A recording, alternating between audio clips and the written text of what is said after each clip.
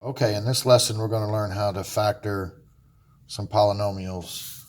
We're going to learn how to factor trinomials, actually.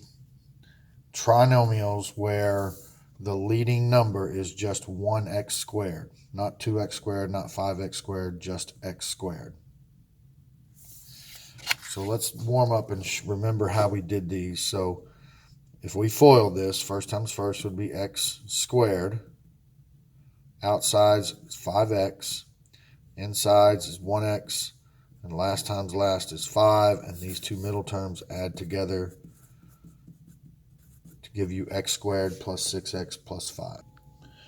Okay, we look at the second one. First times first is m squared. The outsides, m times 6 is 6m. The insides, negative 4 times m is negative 4m. And the last times last, negative 4 times 6 is negative 24. These two middle terms add together. 6m and negative 4m give you a positive 2m minus 24. Okay, so I want to show you the pattern that evolves.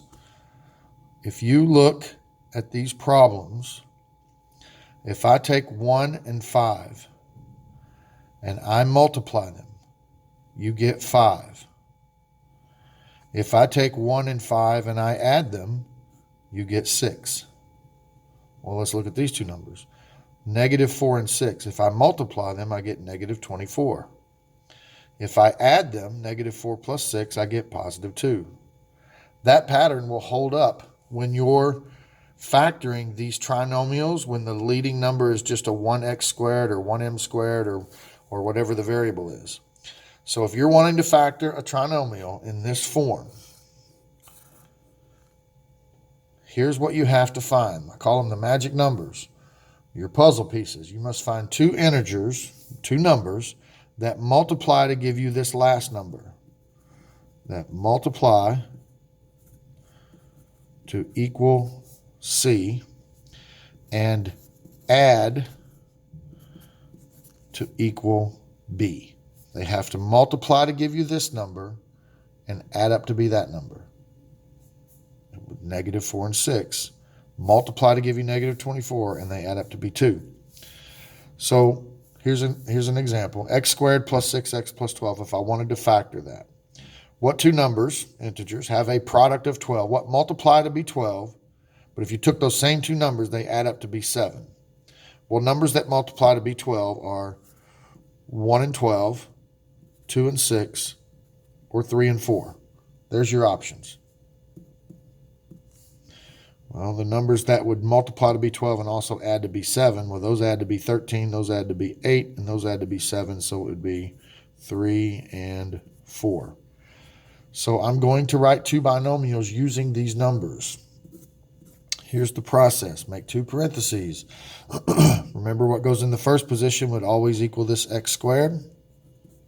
Your first times first would give you that. Last times last always gives you your integer. Well, the numbers we're going to use here are 3 and 4 because 3 times 4 is 12 and 3 plus 4 equals 7. And that's how you factor them. Now it's factored into two binomials. So let's look at this problem. So it's a trinomial, which means I'm going to see if I can factor it into two sets of parentheses. The first one, n squared, I'm going to split the n squared to make it n times n. The numbers that go here have to multiply to give you 20, and they have to add to be 9. And this works when this first number in front of the variable here is a 1. So I like to refer to these as my 1am trinomials. My 1am trinomials. So when you guys are up at 1 a.m. doing your algebra work and factoring trinomials, you can remember this is a 1 a.m. trinomial. When the number in front is a 1, you need numbers that add to 9 and multiply to 20. But work backwards. First, find numbers that multiply to 20 because there's only a select few. What numbers multiply to 20? 1 times 20, that's a possibility. 2 times 10, 4 times 5. These are all the options of numbers that multiply to be 20. The set that you want to use are the ones that you can get a 9 out of. which would be these numbers. So my magic numbers, or my puzzle pieces, are 4 and 5. Positive 4 and positive 5 multiply to be 20. Positive 4 and positive 5 add up to be 9. So that's the numbers you want. It's like a puzzle. This one, split the A's. Numbers that multiply to give you 24. This is a 1AM trinomial. Numbers that multiply to give you 24 that add to be 10. 1 times 24, that's an option. 2 times 12. 3 times 8. 4 times 6. The numbered pairs that I want to use are the ones that add up to be 10. 4 and 6. Positive 4, positive 6. Okay? All right, so these next set of problems, a little bit different because now we're throwing in some negative signs, but the process is still the same. I'm going to split the ends. Now remember, these are for 1AM trinomials. 1AM. So I'm going to split the ends. Now I need numbers that multiply to give you negative 18 and add up to be 3. So this is where you need to know your positive and negative rules.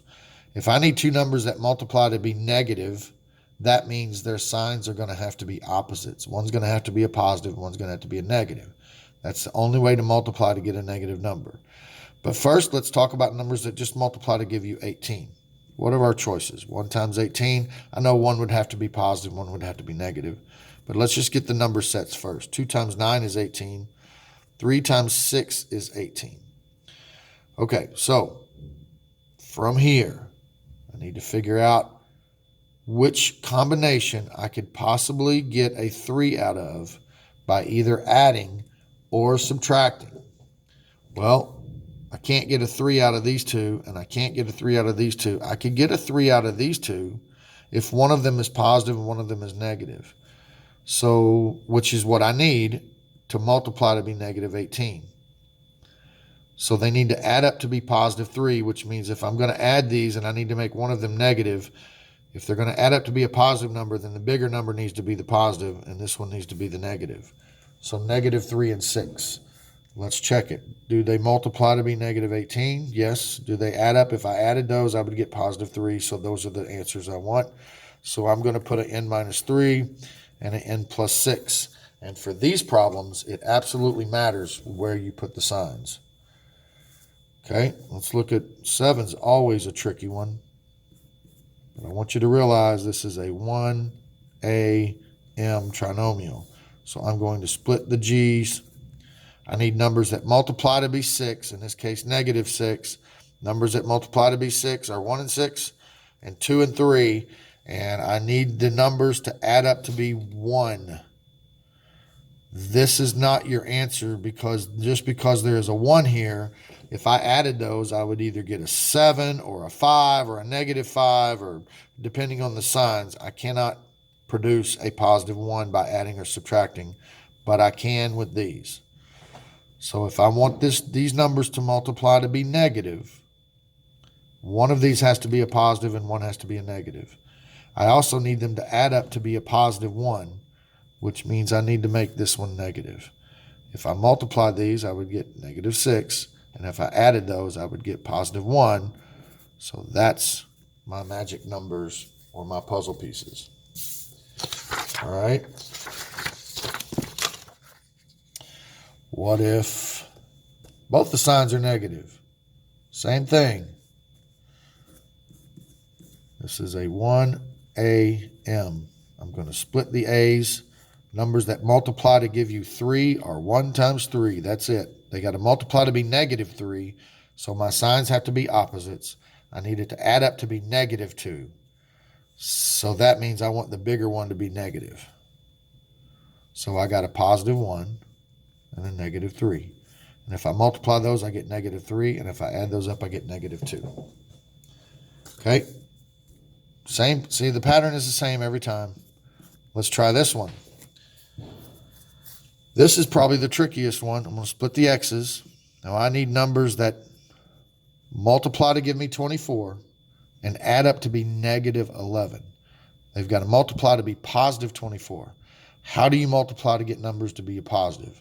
Well, a positive times a positive would give you a positive, but what's the other option? A negative times a negative. And since I need these to add up to be a negative number, I'm probably going to have to go with the negative times a negative.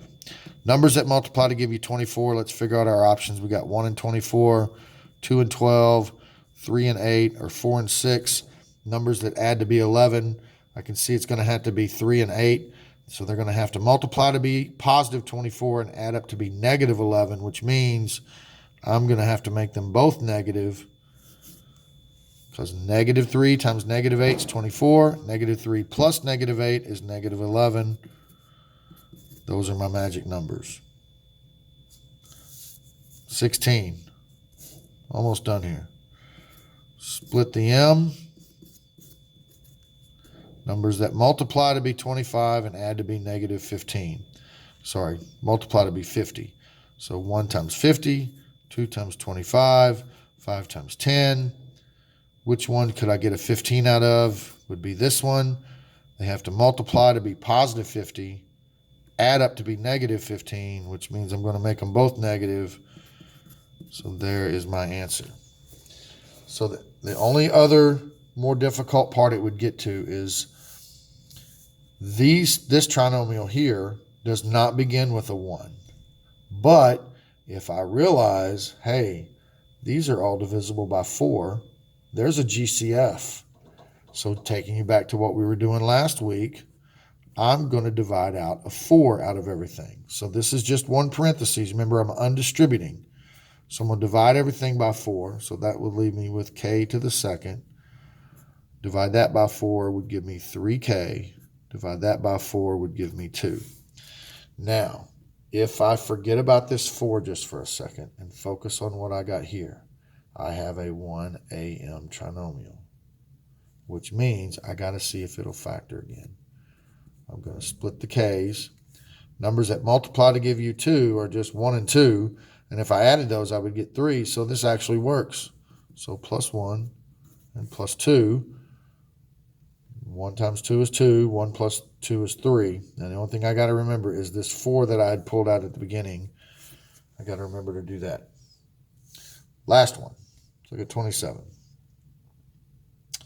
Actually, let's look at 28. 5, 15, and 140. I know a 5 divides into those. But they also have a variable in common. X squared y, xy, and y. They all have at least a y. So my GCF is actually going to be 5y. So when I divide everything by 5y, these 5's cancel. The y's cancel. I'm left with just x squared. 15 divided by 5 is 3. The y's cancel. I'm left with just x minus 140 divided by 5, I believe, is 28. And the y's cancel. And I'm left with this. Factoring out the GCF first. But then I have to see, oh, look what I got left inside. I'm going to cover up this 5y for a second and just ignore it. So this is a 1am trinomial. So if I can find a number that multiplies to give you negative 28, which means one's going to have to be positive, one's going to have to be negative, and add to be negative 3, then this will factor. Numbers that multiply to be 28 are 1 and 28. 2 and 14, 4 and 7. I think that's it. Oh, I can get a 3 out of here if I make the signs opposites, which is what I have to do to multiply to give you 28, negative 28. And since I need them to add up to be negative 3, I'm going to make the 7 negative. So let's check that. 4 times negative 7 is negative 28. That works. 4 plus negative 7 is negative 3, so that works. So this guy will factor again. We're going to split the x's. Positive 4 and negative 7. And the only thing I have to remember is that 5y that I pulled out initially, I need to make sure that I represent that in my final answer. Factoring trinomials where the leading coefficient is a 1x squared.